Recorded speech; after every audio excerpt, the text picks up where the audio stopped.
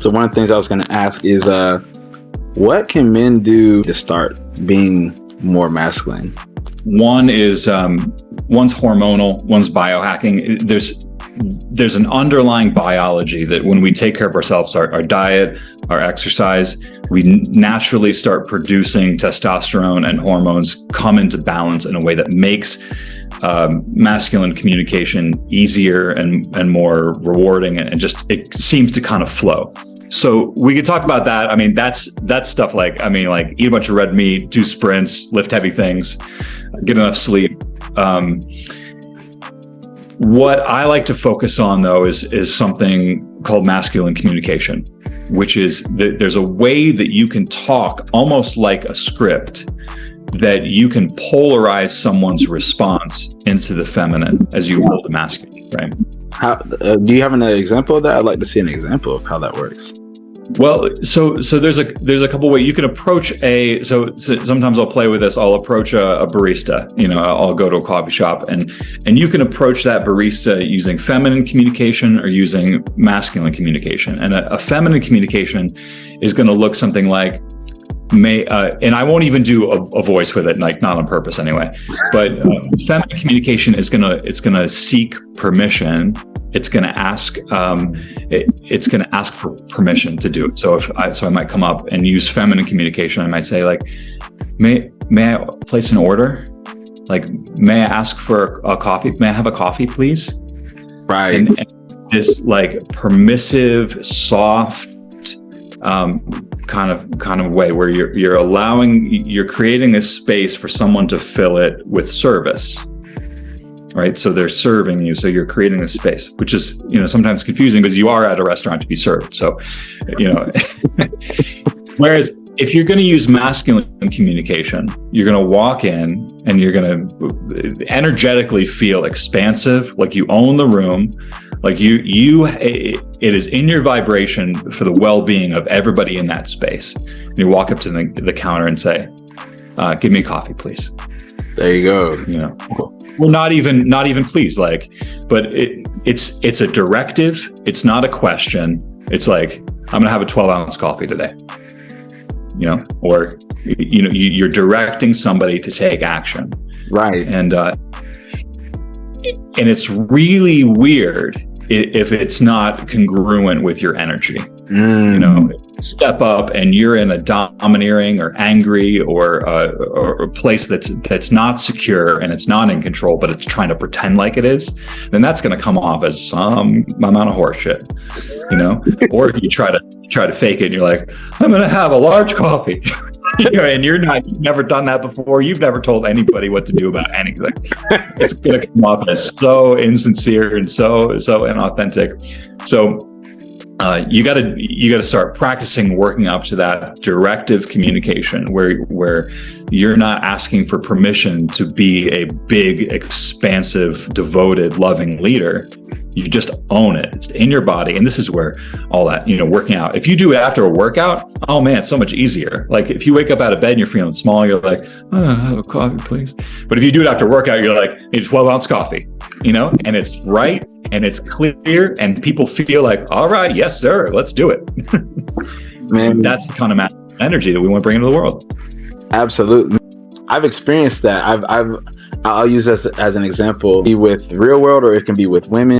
Being direct and having that, I think body language is huge too. Kind of like if you're like kind of scrunched over and, speaking not out of your diaphragm, people are going to feel, they're going to tell that, you don't really know what you're doing, or you're not really as assertive or confident as you are trying to portray that you are. So like, for example, there's a time, this was like years ago, but I remember going on the dance floor and I seen this really attractive girl and I was like, I was really shy still. So I was just like, hey, would you like to dance? And she just like, brushed me off totally. Whereas now that I'm more confident, if I ever go on a dance floor, I'll just go up to a girl and just start dancing with her. Like, just hop right there. It doesn't even matter. I don't ask her any questions. I'm not going to grab her, but I'm just going to go up to her and just start dancing. And they usually respond, I'll say 80% of the time they respond way better than if you just, oh, can I get a dance, please?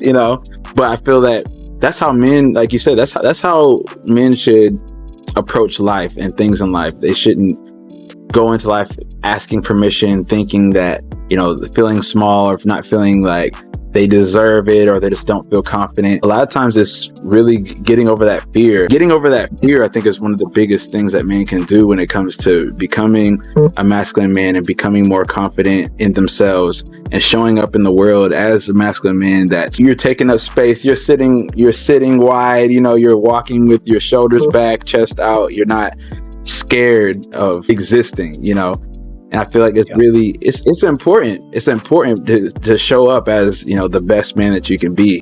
Absolutely. Here's something that I made a connection with here too. Committed and unattached. The underlying spiritual principle of your ability to penetrate the world with your vision is that you're highly committed to the outcome, and you are unattached about whether it happens or not. Like your value, your truth, your alignment, you don't give a shit if she dances with you or not. And you are damn certain that you're going to do everything in your power to have her dance with you.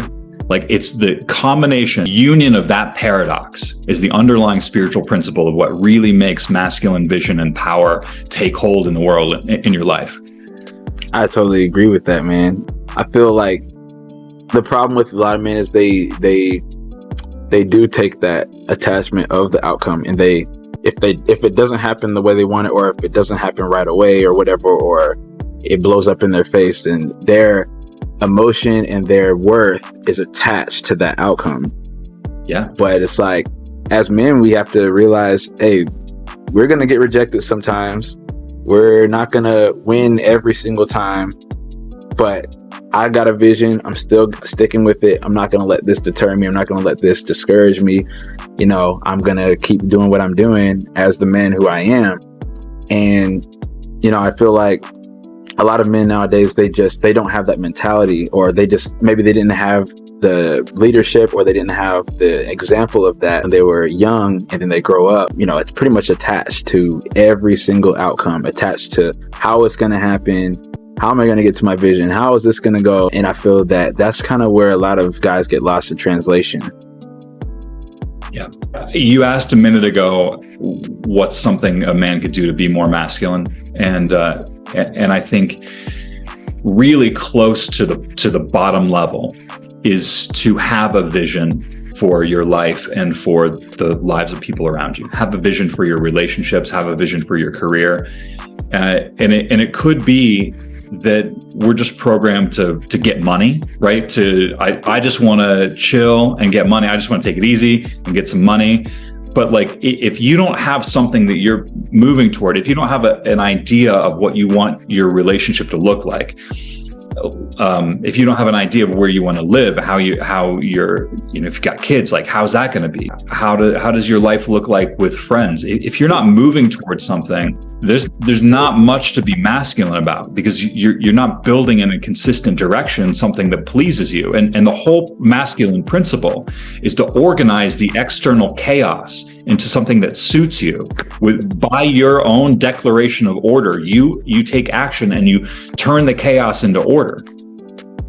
Absolutely. But if you don't know what you're ordering, then then there's no way to really assert that. You're just kind of, building sandcastles, and then they get washed away. Man, you're speaking facts, because, I think me personally, I used to not be very intentional with where I wanted to go. I wasn't very intentional with my vision and things like that.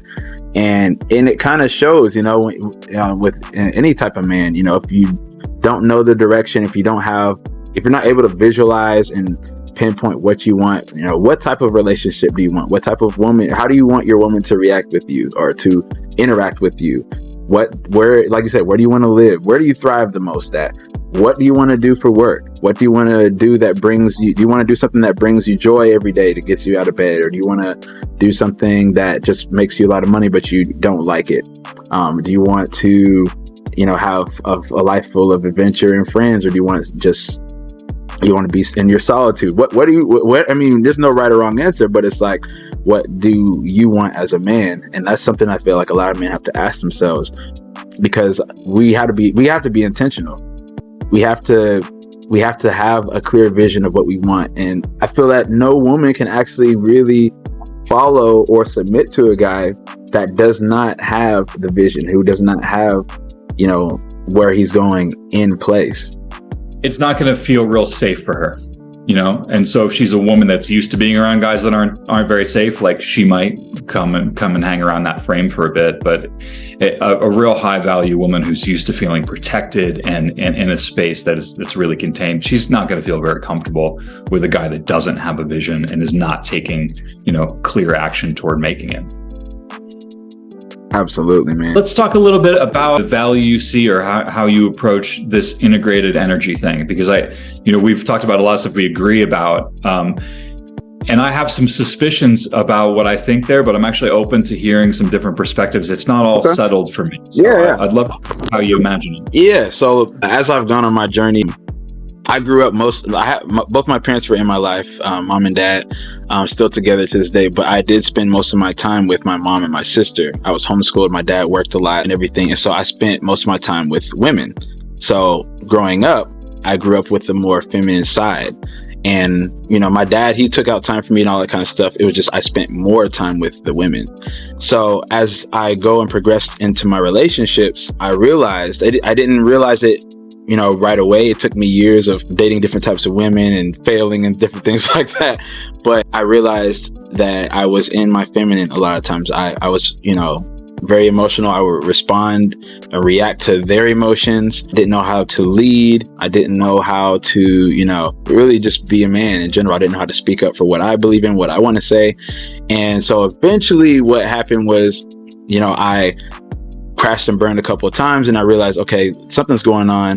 And that's when I kind of turned towards, I think it was after my like third or fourth heartbreak, I started turning towards some of the coaches that I don't even remember how I got onto some of them. One of the ones I used to watch his name is Coach Corey Wayne. And he talked about, you know, in order to be masculine and a man, you need to learn how to lead, you know, you need to know how to be definite. And when you're setting dates and things like that, don't let the woman make the decision, you make the decision, and give a definite time. Like, be precise, be intentional. And that's when I started to learn about being intentional and things like that. Not putting the woman first in your life, having your vision, having your purpose, having God in your life, and placing it like that.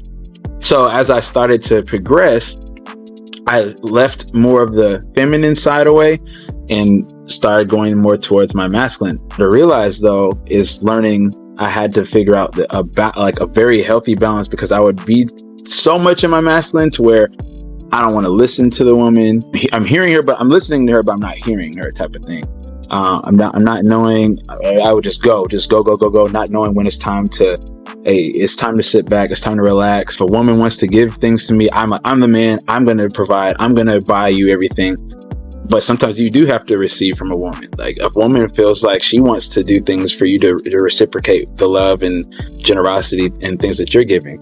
So for me, it was hard having to learn. It was really mostly ego. I was being run by ego, thinking it was mostly my masculine energy, which a lot of it was, but I'm thinking, okay, this is how I need to be. But I eventually learned that didn't work either, when I wasn't in balance, and learning how and when I'm supposed to use, because men and women both have masculine and feminine energies. There's time where a woman needs to be in her masculine energy, not in a relationship, but in certain situations. For example, I did a video on this one too, where a woman, say she's going for she gets into law and she wants to be the greatest lawyer in her state.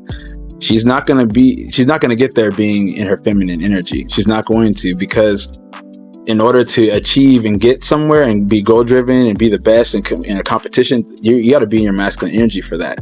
That's for men or a woman.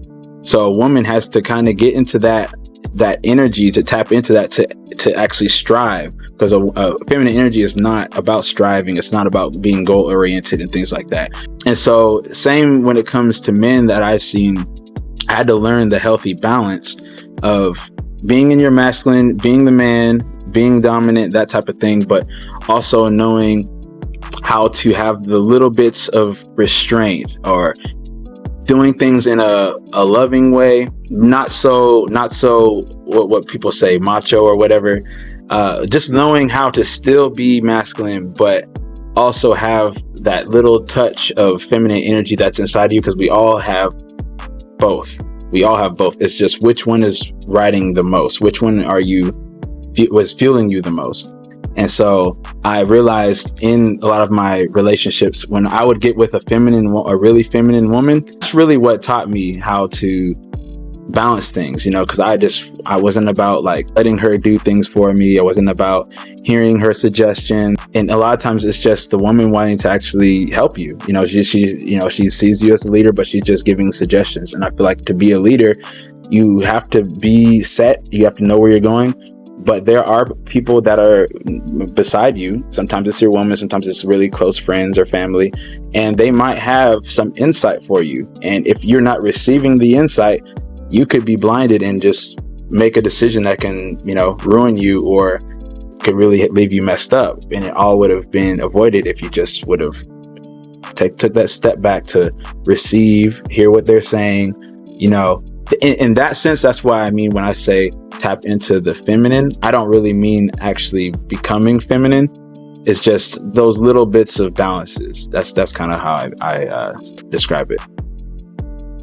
If that makes sense. I love hearing your journey, how it's unfolding for you. Yeah.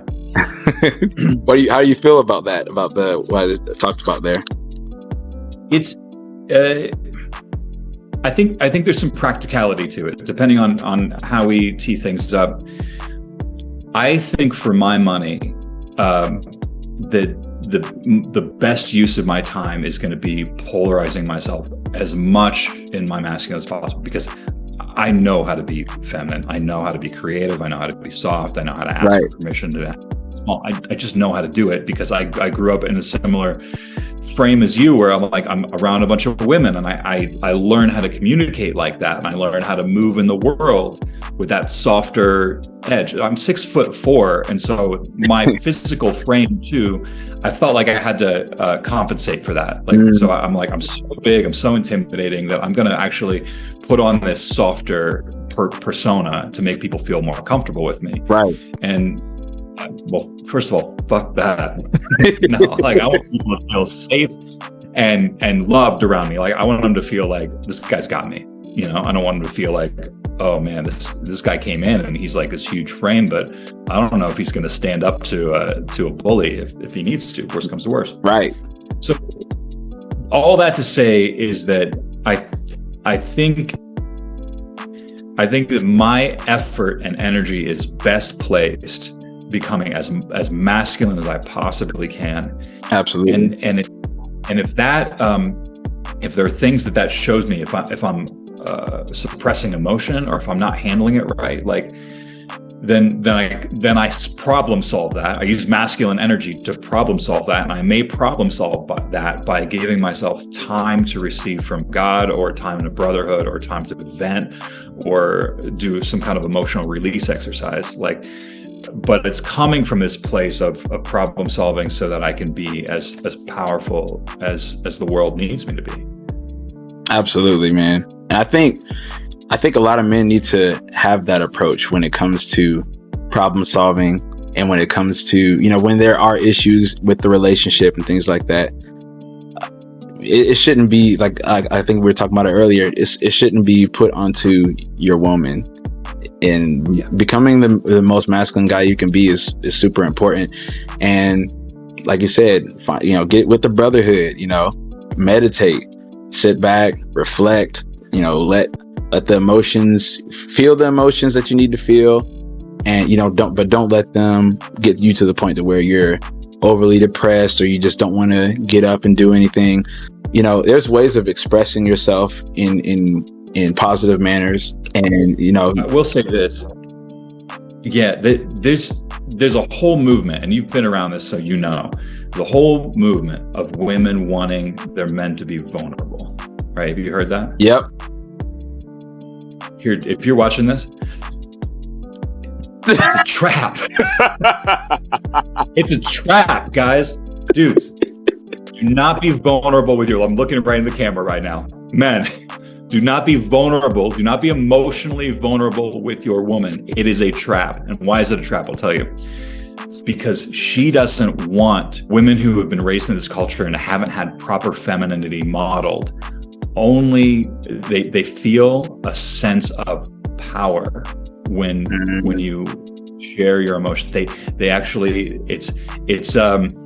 it's like gossip. It feels like gossip for them, right? Where they feed off of it, but like there's some darkness to it, right? It's an inversion. And so I've matched with women on dating sites, and I've just told them I can be vulnerable. I absolutely have access to my emotions. I'm extremely emotionally intelligent. I've taught courses on emotional intelligence, right? And I will not be emotionally vulnerable with you, and that is as a service to you and as a service to this relationship. Because number one, I don't want your shadow to try to dominate me, because that's not going to do the relationship good. Number two, I don't want to burden you or confuse you with what am I supposed to do with a man who's barfing on me. And number three, I don't want you to lose trust and faith in me. I'm going to take this emotional vulnerability when it arises outside of this relationship. I'm going to get it handled because I am a competent man, and I'm going to hold this frame. I'm going to hold you in this safety. I agree, man. And I think that the women that think they want their men to be vulnerable, they don't understand. I don't think they say that, but I don't think they really understand the severity of what comes with that. And exactly. Yeah, I don't think they really comprehend that. And that's why a lot of times nowadays with the modern woman and some of the modern relationships, when a man opens up and is vulnerable to his woman in certain, all these different aspects, when there's a problem or when they're fighting, a lot of times she'll use that as ammunition against the man. So it might be something that he's insecure about, or something that, he's experienced, and it's something that troubled him. But when they get in a fight, then she actually will bring it to the surface, like, oh, well, you do this, and you said this, and this happened to you, and maybe that's why you're like this. And it's like, these things are real. This I've experienced it before, actually. So that hasn't been a major theme in my life. Like I feel like I'm lucky that I at least drew a boundary, and it was like, if I tell you stuff like this it starts and ends in this conversation, right? Like this does not. So I feel like I've been a little lucky, but I hear it a lot from men. They're like, she's just going to use it. She's going to use it against me. And let's just not. Let's lovingly keep that temptation out of her hands. Absolutely. If you hear that, guys, if you can, just don't bring that in the relationship. Just talk to your dad, your mom, your cousin, your best friend, somebody else, or a therapist, anybody else. But don't try to make your girl, your woman, your wife, your lover, don't try and make them your mom or your therapist. It's not gonna work. It's gonna end up, and no matter how much they nag about it, you're not vulnerable with me, and for the safety of your relationship, just go on and keep it out of it, because it doesn't end well. At least not with most of the majority of the women nowadays. It does not work. Like you said, I think it would have to be a really, really feminine woman that's understanding and things like that for that to even be close to working. But otherwise, I really don't. I don't see. Well, here's the deal. When you share, when a human shares emotional information, it polarizes the person that's getting that information into a problem-solving mode. So this is why you complain that he's always trying to solve my problems. Yeah, because you're always providing him with emotional information, and it's a natural polarity. So when you share emotional information, she's going to be polarized to step into her masculine and solve the problem for you. Now, I don't know if you've experienced it, but it can be really irritating when a woman tries to solve a problem for you, especially if you didn't ask her. So that can suck. But also, if she wants to be in her feminine, if she wants to be radiant and relaxed, don't put her in that position. Absolutely. Don't push her into her masculine. Don't do this instinctual, energetic request that here's my information. Here's my emotions. What are you going to do with them? You know, she can either walk away, which a feminine woman would just walk away. She would just be disinterested, right? So prepared for that. If you're with a feminine woman and you share emotion, the healthiest thing she could do is go, bye. Just float away for a minute. Like, this is not what I signed up for. Now, but what is more likely to happen is that you're going to polarize her into a masculine frame, and she's going to try to fix or solve those problems.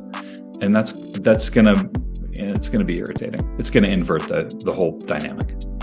Absolutely, man. I see it happen quite a bit, actually. I know a lot of men that do this and would come to me and be like, well, I don't understand why she's acting weird like this. I'm like, well, this might be the problem, you know? So I think it's a huge issue with relationships nowadays. I wanted to ask one last question. Before I ask it, I just wanted to say, man, I really appreciate the conversation we've been having today. Like, yeah, dude, me.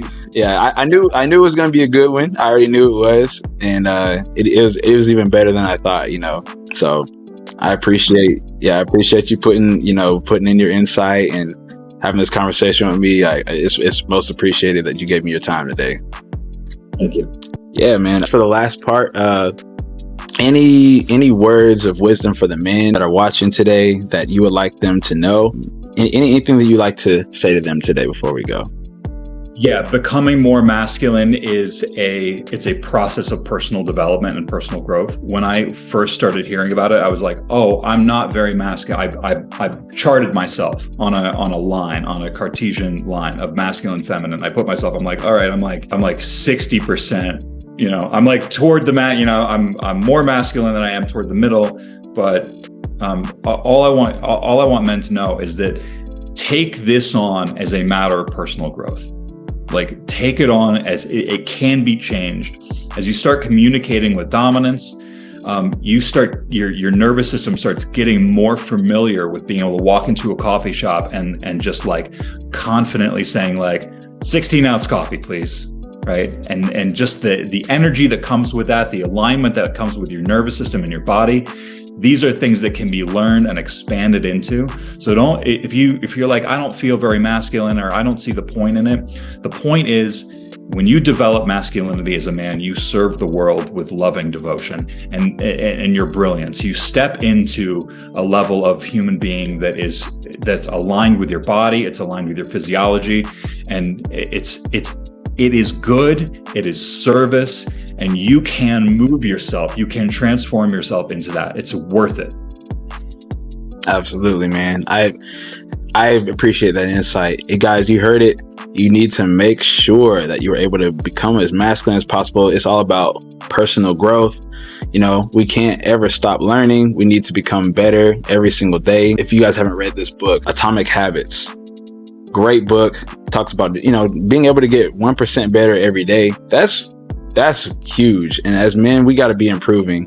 If you want better women, if you want a better life, you want to make more money, if you want all abundance and things like that, get better every single day. Try to be your best self, put your best foot forward, and let's step into our masculinity, because that's the most important thing. That's one of our gifts that we can give to the world, is our masculinity. And it's sad that masculinity has started to be looked upon as bad or frowned upon, but this isn't the end.